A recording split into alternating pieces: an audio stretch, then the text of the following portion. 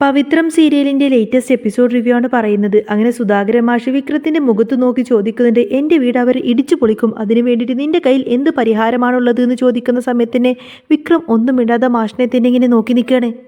പിന്നീട് വിക്രം പറയുന്നുണ്ട്, അങ്ങനെ ഒരിക്കലും സംഭവിക്കില്ല അച്ഛാ, ഞാൻ ജീവനോടുള്ളിടത്തോളം കാലം ഒരിക്കലും അങ്ങനെയൊന്നും സംഭവിക്കാൻ ഞാൻ അനുവദിക്കില്ല.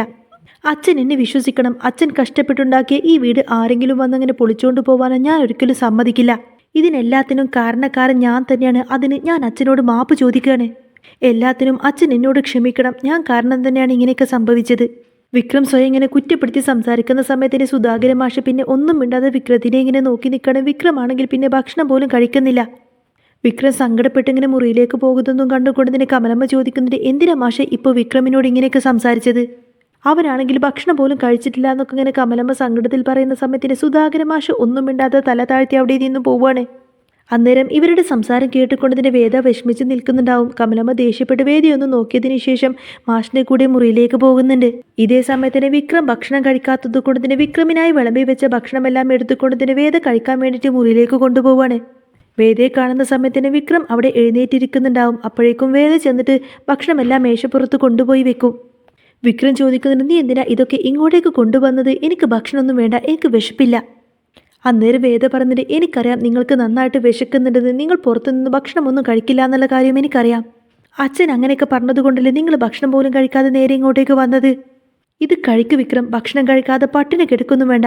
ഉണ്ടാക്കി വെച്ച ചോറ് വെറുതെ വേസ്റ്റ് ആക്കി കളയല്ലേ വിക്രം. അന്നേരം വേദയുടെ സ്നേഹം കണ്ടുകൊണ്ടതിനെ വിക്രം ഇങ്ങനെ സഹതാപത്തിൽ വേദയത്തേനിങ്ങനെ നോക്കി നിൽക്കുന്ന സമയത്തിന് വേദ ചോദിക്കുന്നത്, എന്താ നിങ്ങളുടെ മനസ്സിലിരിപ്പ്? നിങ്ങൾ അച്ഛനോട് പറഞ്ഞത് കേട്ടില്ലോ, ഒരിക്കലും ഈ വീട്ടിൽ നിന്നും ഒരിക്കലും നമ്മൾ പുറത്തിറങ്ങേണ്ടി വരില്ല എന്ന്. നിങ്ങൾ ഇനി എന്ത് ചെയ്യാൻ പോവാന്നിങ്ങനെ വേദ ചോദിക്കുന്ന സമയത്തിന് വിക്രം പറയുന്നുണ്ട്, ഇതിനെല്ലാത്തിനും കാരണം ആ വാസവനല്ലേ, അപ്പോൾ അവനെ കൊണ്ട് തന്നെ ഞാൻ ഇതെല്ലാം അവസാനിപ്പിക്കും.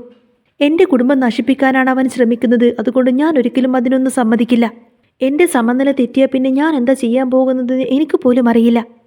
വിക്രം ഇങ്ങനെ ഉറച്ച തീരുമാനത്തോട് സംസാരിക്കുന്നത് കേട്ടുകൊണ്ട് തന്നെ വേദ ആകെ പരിഭ്രാന്തയിലായിട്ട് വിക്രമിനെ തന്നെ ഇങ്ങനെ നോക്കി നിൽക്കുകയാണ്. വേദ പറയുന്നത്, ഇനിയും ചോര ചിന്താനാണ് ഭാവമെങ്കിൽ നിങ്ങൾ വീണ്ടും നിങ്ങളുടെ അച്ഛനെ തന്നെയാണ് തോൽപ്പിക്കുന്നത്. ഒരിക്കലും തെറ്റായ മാർഗത്തിലൂടെ ഒന്നും സ്വന്തമാക്കണ്ട എന്നൊക്കെ പറയാണ് വേദ. എന്നിട്ട് പറഞ്ഞത്, നിങ്ങൾ ഇതിൻ്റെ പേരിൽ വെട്ടിനും കുത്തിനും കയ്യാൻ കളിക്കൊന്നും തന്നെ പോണ്ട. അതൊക്കെ വീണ്ടും കൂടുതൽ പ്രശ്നങ്ങളിലേക്ക് തന്നെയാണ് വഴിയൊരുക്കുന്നത്. നിങ്ങൾക്കെതിരെ എന്തെങ്കിലും ഒരു കേസ് കിട്ടാൻ വേണ്ടി കാത്തിരിക്കാണ് ആ ഇൻസ്പെക്ടർ സാബു. അതുകൊണ്ട് ഞാൻ പറയണ വിക്രം, പ്ലീസ് ദയവ് ചെയ്ത് ചോര കൊണ്ടുള്ള കളികളൊന്നും വേണ്ട. നിങ്ങളുടെ മനസ്സിൽ അങ്ങനെ എന്തെങ്കിലും ഉദ്ദേശമുണ്ടെങ്കിൽ തന്നെ അതെടുത്തങ്ങ് കളഞ്ഞേക്ക്, എന്നിട്ട് ഈ ചോറെടുത്ത് കഴിക്ക്. വേദ വീണ്ടും ഭക്ഷണം കഴിക്കാൻ വിക്രമിനെ ഇങ്ങനെ നിർബന്ധിക്കുന്ന സമയത്തിന് വിക്രം ചോദിക്കുന്നുണ്ട്, നിനക്ക് ഈ വീട്ടിൽ നിന്ന് ഇറങ്ങിയിട്ട് ഇവിടെ നിന്ന് പോവേണ്ടി വന്നു കഴിഞ്ഞാൽ പിന്നെ നീ എങ്ങോട്ടേക്ക് പോകുമെന്ന് ചോദിക്കും. അതിനെ പറ്റിയിട്ട് നീ ചിന്തിച്ചിട്ടുണ്ടോ എന്നൊക്കെ ചോദിക്കുന്ന സമയത്തിന് വേദ ചോദിക്കുന്നുണ്ട്, നിങ്ങൾ എന്താ ഇപ്പോൾ ഇങ്ങനെയൊക്കെ പറയുന്നത്? നിങ്ങളെയും ഈ കുടുംബത്തെയും വിട്ടിട്ട് ഞാൻ എങ്ങോട്ട് പോവാനാ? നിങ്ങൾ എവിടെയുണ്ടോ അവിടെ ഞാനും കാണും. ഒരിക്കലും അങ്ങനെയൊന്നും സംഭവിക്കില്ല വിക്രം. വിക്രം ധൈര്യമായിട്ടിരിക്കുക, എന്തെങ്കിലും ഒരു വഴി ദൈവമായിട്ട് കാണിച്ചു തരാതിരിക്കില്ല. അതെല്ലാം മറന്നിട്ട് ഈ ചോറെടുത്ത് കഴിക്ക് വിക്രം എന്നിങ്ങനെ വീണ്ടും നിർബന്ധിക്കുന്ന സമയത്തിന് വിക്രം കട്ടിൽ നിന്ന് എഴുന്നേറ്റ് തന്നെ ചോറ് കഴിക്കാൻ വേണ്ടിയിട്ട് ആ ഒരു മേശപ്പുറത്ത് വന്നിരിക്കുന്നുണ്ട്. എന്നിട്ട് വിക്രം ഇങ്ങനെ വേദിയോട് പറഞ്ഞിട്ട്, ഈ വീട് ഒരിക്കലും സഹകരണ ബാങ്കുകാർ കൊണ്ടുപോവില്ല എന്ന കാര്യം നീ അമ്മയോട് പറയണം. അങ്ങനെ എങ്ങാനും സംഭവിച്ചാൽ പിന്നെ അതിനു മുൻപേ എൻ്റെ ജീവനങ്ങ് പോയിരിക്കും. വിക്രമിൻ്റെ വാക്കെല്ലാം കേൾക്കുന്ന സമയത്തിന് വേദക്ക് ഒത്തിരി സങ്കടാവുന്നുണ്ട്. എന്നാൽ ഇവർ സംസാരിക്കുന്ന കാര്യങ്ങളെല്ലാം തന്നെ കമലമ്മ മുറിയുടെ പുറത്തു നിന്ന് കേൾക്കുന്നുണ്ടായിരുന്നു. ഇവരുടെ സംസാരം കേട്ട് സഹിക്കാൻ കഴിയാതെ കമലമ്മ അവിടെ നിന്നും പോവാണ്. അന്നേരം വേദ വിക്രമിനോട് ചോദിക്കുന്നുണ്ട്, നിങ്ങൾ എന്താ ഇങ്ങനെയൊക്കെ പറയുന്നത്? അല്ല, എന്താ നിങ്ങളുടെ മനസ്സിലിരിപ്പ്? ആ എംഎൽഎ വാസവനുമായിട്ട് പോരിനിറങ്ങാനാണോ നിങ്ങളുടെ പ്ലാൻ? അവരെ ഒരിക്കലും തോൽപ്പിക്കാനൊന്നും നിന്നെക്കൊണ്ട് പറ്റില്ല വിക്രം. ഇതൊരിക്കലും അതിനുള്ള സമയമില്ല. ഇതൊക്കെ ആലോചിച്ചിട്ട് എനിക്കാകെ പേടിയാവാണ്. ഇനിയും നിങ്ങൾ അയാളുമായിട്ട് ഒരു വഴക്കിനൊന്നും പോകരുത് വിക്രം. നിങ്ങൾ എന്തോ മനസ്സിലുറപ്പിച്ചിട്ട് തന്നെയാണ് ഇങ്ങനെയൊക്കെ പറയുന്നത്. നിങ്ങൾ എന്ത് ചെയ്യുമ്പോഴും ഒരു കാര്യം മാത്രം നിങ്ങൾ ഓർക്കണം, നിങ്ങൾ മാത്രമേ എനിക്കുള്ളൂ എന്ന കാര്യം. അതുപോലെ നമ്മുടെ അച്ഛനും അമ്മക്കും വിഷമമുണ്ടാക്കുന്ന ഒരു കാര്യവും നിങ്ങൾ ഇനി ചെയ്യരുത്. ഇനി ഒരിക്കലും ആ പാവങ്ങളെ നിങ്ങൾ ഇങ്ങനെ വേദനിപ്പിക്കരുത് എന്നിങ്ങനെ വേദ പറയുന്ന സമയത്തിന് നിറ കണ്ണുകളോടെ ആയിരിക്കട്ടോ വിക്രം ഇങ്ങനെ വേദയെ നോക്കുന്നത്. ഇതേ സമയത്തിനെ കാണിക്കുന്നത് സുധാകരൻ മാഷിനായിരിക്കും. രാത്രിയായിട്ടും ഒട്ടും ഉറങ്ങാതെ മാഷിങ്ങനെ ഇരിക്കുന്ന സമയത്തിന് കമലമ്മ വന്ന് പറയുന്നുണ്ട്, വിക്രമിനെ കുറിച്ച് ചിന്തിച്ചിട്ട് എനിക്കാകെ പേടിയാവാണ് മാഷേ. അവൻ ആ എംഎൽഎ വാസവനെതിരെ എന്തെങ്കിലും പ്രശ്നമുണ്ടാക്കുമെന്നാണ് എൻ്റെ പേടി. അങ്ങനെയൊന്നും ഇനി ഒരിക്കലും സംഭവിക്കരുത്. ഇനി ഒരിക്കലും വിക്രം അങ്ങനെ പോലീസ് സ്റ്റേഷനിൽ കയറാൻ ഇടവരരുത്. അങ്ങനെ എന്തെങ്കിലും സംഭവിച്ചാൽ പിന്നെ എനിക്കൊരിക്കലും അത് സഹിക്കാനാവില്ല മാഷേ എന്നൊക്കെ പറഞ്ഞുകൂടത്തിന് കമലമ്മ ഭയങ്കര സങ്കടത്തിലായിരിക്കും.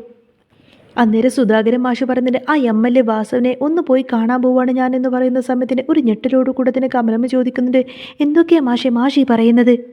മാഷ് അയാളെ കണ്ടിട്ട് എന്ത് പറയാൻ പോവുക? അതൊന്നും വേണ്ട മാഷെ, അയാൾ എന്ത് ചെയ്യാൻ മടിയില്ലാത്തവനാണ്.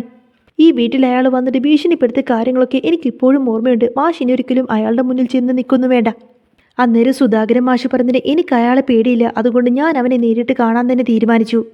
നാളെ തന്നെ ഞാൻ അയാളെ കാണാൻ പോവാണ്. എന്നിട്ട് എന്താണ് അയാളുടെ മനസ്സിലിരിപ്പ് എന്നുള്ളത് എനിക്ക് നേരിട്ടറിയണം.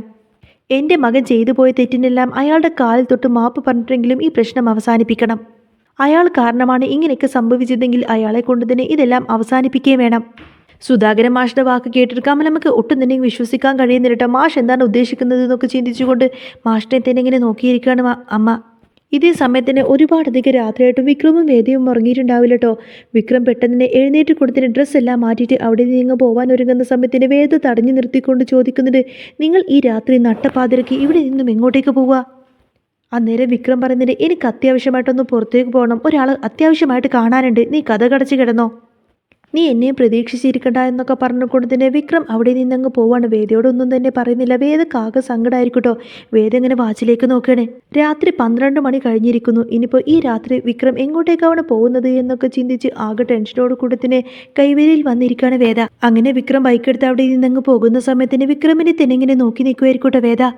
വിക്രം എന്തിനാണ് അവിടെ നിന്ന് പോകുന്നതും ആരെ കാണാനാണ് പോകുന്നത് എന്ന കാര്യമൊക്കെ വേദക്ക് നന്നായിട്ട് അറിയാം. അതുകൊണ്ട് തന്നെ ഈ ജപ്തി എങ്ങനെയെങ്കിലും ഒഴിവാക്കാൻ വേണ്ടിയിട്ട് വിക്രം ഏത് അറ്റം വരെയും പോകുമെന്ന കാര്യം വേദക്കറിയാം. അങ്ങനെ വിക്രമിന് വേണ്ടിയിട്ട് പ്രാർത്ഥനയോട് കൂടി നിൽക്കുന്ന വേദ ഇങ്ങനെ മനസ്സിൽ ചിന്തിക്കുന്നത്, ഇനിയിപ്പോൾ ഇതിൻ്റെ പേരിൽ എന്തൊക്കെ പ്രശ്നമാണ് വരാൻ പോകുന്നത്. വിക്രം അവിടെ നിന്ന് നേരെ പോയിരിക്കുന്നത് MLA വാസവൻ്റെ വീട്ടിലേക്കായിരിക്കും. അവിടെ വെച്ചിട്ടാണെങ്കിൽ MLA വാസവൻ്റെ മകളുടെ ബർത്ത്ഡേ ഫംഗ്ഷനും കാര്യങ്ങളൊക്കെ നടക്കുന്നുണ്ട്. കൃത്യം 12 മണിക്ക് തന്നെയായിരിക്കും കേട്ടോ വിക്രം വാസവൻ്റെ വീട്ടിലേക്ക് എത്തുന്നത്. അതേ സമയത്തിന് വാസവൻ മകളുമായിട്ട് ബർത്ത്ഡേ ഇങ്ങനെ കേക്ക് മുറിച്ച് ആഘോഷിക്കുമായിരുന്നു.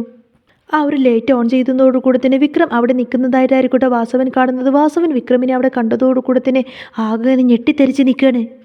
ഇതേ സമയത്തിന് വേദ വിക്രമിൻ്റെ ഫോണിലേക്ക് വിളിച്ചു നോക്കുന്ന സമയത്തിന് ഫോൺ സ്വിച്ച് ഓഫ് ആണെന്ന് പറയും. ഇനിയിപ്പോൾ വിക്രമിനെ എങ്ങനെ പിന്തിരിപ്പിക്കും എന്നൊക്കെ ചിന്തിച്ച് ആകെ ടെൻഷനോടെ നിൽക്കുകയാണ് വേദ. കുറേ നേരമായിട്ട് വിക്രമിനെ തിരിച്ചിങ്ങോട്ടേക്ക് കാണാത്തതിന് ആകെ വെപ്രാളമായിരിക്കട്ടെ വേദക്ക്.